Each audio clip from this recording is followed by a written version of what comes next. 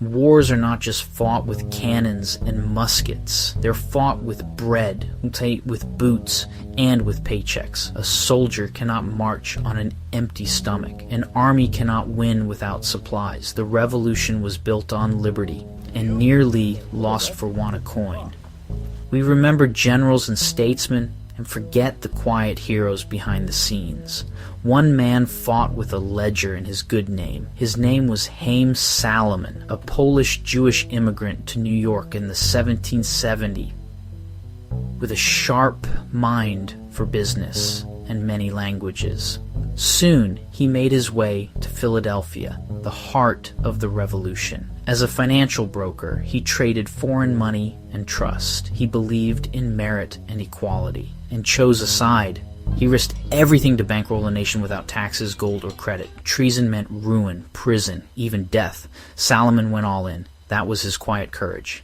In Philadelphia, Salomon's office became a lifeline. Superintendent of Finance Robert Morris faced the impossible. He found a crucial partner in Salomon. Salomon sold bills from France and the Dutch Republic, government IOUs, and turned foreign paper into hard cash.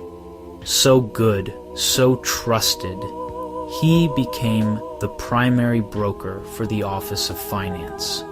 He worked tirelessly, often for little or no commission, and he gave from his own pocket.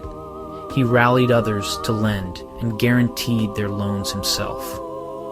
Stories and records cite over $650,000, millions today.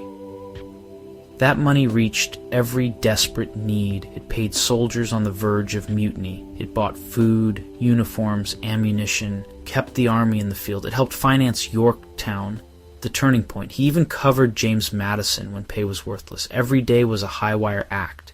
He sold trust when the government had none. People trusted Haym Salomon. He wasn't just moving money, he was moving hope. He gambled his life on a free, independent nation. Salomon's work often moved in shadows. He mastered discretion. He built a quiet network, Philly to every key port, even across the Atlantic. Merchants, shippers, brokers, patriots all. He wrote in code. He hid coin in ordinary cargo. It was finance as espionage. Before Philadelphia, he was arrested in New York, accused of spying because he spoke German. He served as interpreter and urged them to desert. Caught, sentenced to hang. He escaped, likely by bribing a guard. He fled to Philadelphia, leaving family and fortune behind. The danger only steeled his resolve. Every transaction defied the crown. If intercepted, disaster. If exposed, treason. He lived with constant pressure, balancing public finance and hidden aid. His home became a sanctuary for soldiers and statesmen in need. From general to broker, everyone mattered. His networks ran on trust, moving the resources that kept independence alive.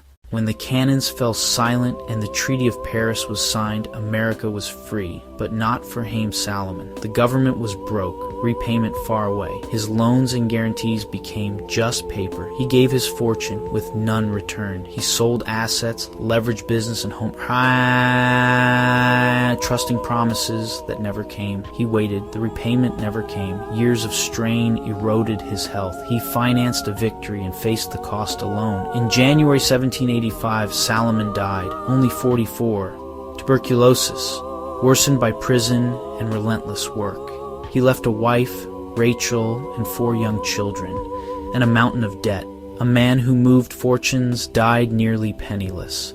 The nation he saved couldn't save his family. Buried in an unmarked grave, his story faded to a footnote. For Haym Salomon, the price of freedom was everything. He paid it willingly and absolutely.